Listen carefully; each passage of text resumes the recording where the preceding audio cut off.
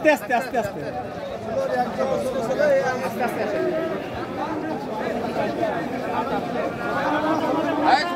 Slogan দে আমার ভাই মারলে কেন আমার ভাইয়ের রক্তের আমার ভাইয়ের রক্তের আমার ভাইয়ের রক্ত আমার ভাই মারলে কেন পুলিশি রাজনীতি চলবে না চলবে না পুলিশি রাজনীতি চলবে না চলবে না চলবে না চলবে না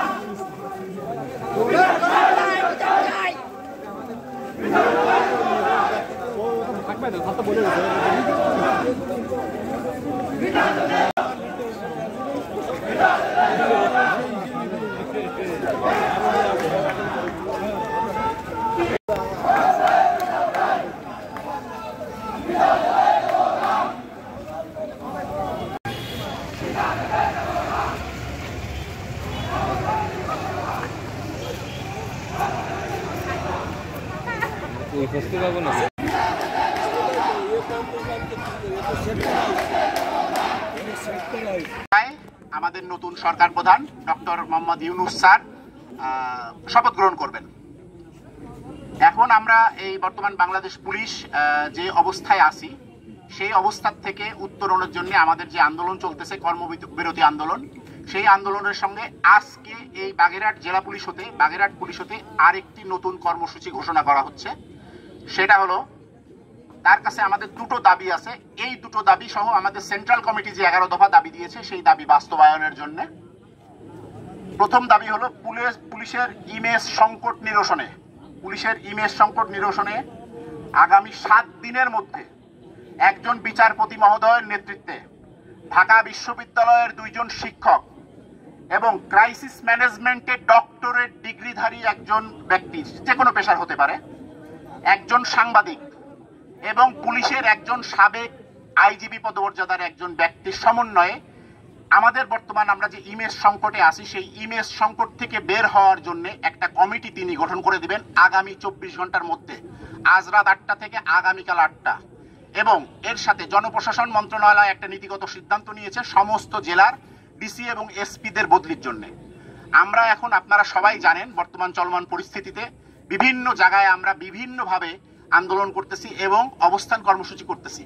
সেখানে আমাদের যে পুলিশ সুপার স্যাররা আছেন তাদের সাথে আমাদের এখন যে সমন্বয়টা আছে, ঠিক এই মুহূর্তে তাদেরকে যদি এসপি স্যারকে যদি বদলি করা হয়, নতুন কেউ আসেন, তাহলে আমাদের সঙ্গে যে বন্ডিংটা এখন বর্তমান স্যারদের আছে সেই বন্ডিংটা ভেঙে পড়বে এবং সেটা আমাদের জন্য ফলপ্রসূ হবে না। এর জন্যে আমি নতুন যিনি সরকার প্রধান শপথ গ্রহণ করতেছেন তার কাছে বিনীতভাবে আপনাদের মাধ্যমে অনুরোধ জানাচ্ছি, আমাদের 11 দফা দাবি সহ এই যে দুটো দাবির কথা আমি বললাম, এই দুটো দাবি উনি বিবেচনা করে আগামী 24 ঘন্টার মধ্যে উনি বক্তব্য দিবেন। এবং এই মুহূর্ত থেকে, আজকে ঠিক এই মুহূর্ত থেকে আমি তার ঘোষণা না পাওয়া পর্যন্ত এখানে অনশনে বসতেছি, আজকের থেকে পরবর্তী ঘোষণা না পাওয়া পর্যন্ত। এবং 24 ঘন্টার মধ্যে এই দাবিটি যদি পূরণ করা না হয় তাহলে এর পরবর্তীতে আগামী 24 ঘন্টা অর্থাৎ আগামীকাল রাত 8টার পরে পরের দিন সকাল 9টায় আমি বাগেরহাট থেকে একাকী, আমি জানি না আমার সঙ্গে কতজন থাকবে বা কেউ থাকবে কিনা, আমি একাকী পদব্রজে বাগেরহাট থেকে ঢাকার উদ্দেশ্যে রওনা দিব। ধন্যবাদ। এবং বাগেরহাট জেলা পুলিশের একজন সদস্য, এটাই আমার পরিচয়। এবং আমার ভাইদের যত লাশ আছে হিসাবে দেওয়ানো হোক, যে ধর্মের বন্ধন আছে তার ধর্ম অনুযায়ী এবং প্রত্যেক পুলিশ সদস্যকে ক্ষতিগ্রস্ত এবং তাকে আর্থিক সহযোগিতা প্রদান করবে বলে যে সরকার গঠন হচ্ছে সরকার না বলা বলতো বাংলাদেশ পুলিশ বাগেরহাট জেলা পুলিশ একত্রতা অন্বেষণ এবং কর্মবিরতি ঘোষণা করছে এবং এর দাবি পূরণ না পর্যন্ত আমরা কখনো কর্মবিরতি বিরোধ আমরা এই আন্দোলন সংগ্রাম চলবে, প্রয়োজনে এর চেয়ে কঠোর আন্দোলন চলবে। আমরা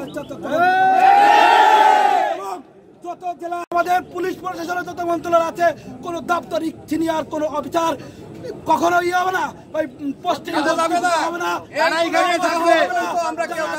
কর্মস্থলে আমাদের সাথেই থাকবে, পরবর্তী কোন ই না আসছে পুলিশ সবাই মিলে আমরা প্রভাব দিয়ে একেবারে তাদের এবং আমাদের একটা দাবি, আমার ভাইয়ের রক্তের বিচার চাই এবং তাদের লাশ তাদের প্রত্যেক পরিবারের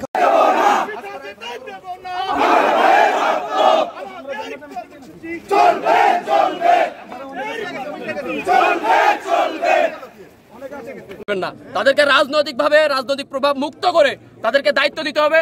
তখন দেখতে হবে তারা সঠিকভাবে দায়িত্ব পালন করে কিনা, তারা জনগণের সঠিক সেবা নিশ্চিত করতে পারে কিনা।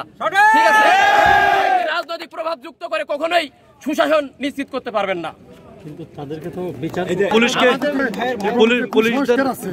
আমাদের প্রথম দাবি হচ্ছে পুলিশকে রাজনৈতিক প্রভাব মুক্ত রাখতে হবে, কারণ পুলিশ রাজনৈতিক প্রভাবের সাথে থাকলে কোনোদিনও সঠিকভাবে দায়িত্ব পালন করতে পারবে না। আপনি যাকে পাঠাচ্ছেন এই অবস্থায়, আমাদের মনোবল ভাঙা অবস্থায়, তার সঙ্গে আমাদের বন্ডিংটা এনার সঙ্গে যে অবস্থায় রয়েছে হবে না। পুলিশ সুপার স্যার তাদের গলায় ছুরি ধরে দেওয়া হয়েছে, তারা তাদের মন থেকে দেয়নি এটা। হ্যাঁ, তাদের গলায় ছুরি ধরে এটা দেওয়া হয়েছে। ওখানে গিয়ে পরবর্তী 24 ঘন্টা পর্যন্ত বক্তব্য সেখান থেকে না আসা পর্যন্ত অনশনে থাকবো, এবং যদি সেখানে বক্তব্য না আসে পরের দিন সকালে আমি বাগেরহাট জেলা পুলিশের এই সদস্য এই বাগেরহাট থেকে পদব্রজে ঢাকার ধন্যবাদ। সবার সম্মিলিত এবং এই জিনিসটা শোনেন, আমার অনশন কার্যক্রমে যাতে কোনো প্রশ্নবিদ্ধ না হয়, যার জন্য এখানে এখন একটা সিসি ক্যামেরা আমি লাগাবো এবং সেটা অনলাইনে লাইভ আপনাদের কাছে থাকবে।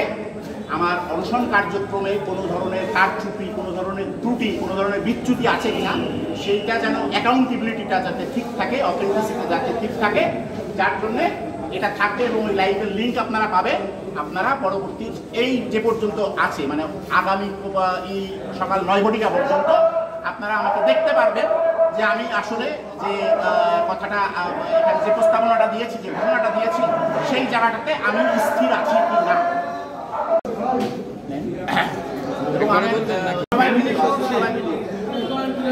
এখন আমাদের সবাই ভিডিও, আমার দুটো বাচ্চা আছে, ওদের তো আমি ওই অফিসারের ওয়াইফ হিসেবে আমার হাজব্যান্ড আজকে অনশনে আসছে। আমি তার মানসিক পরিস্থিতির জন্য তার সবসময় তার পাশে থাকবো।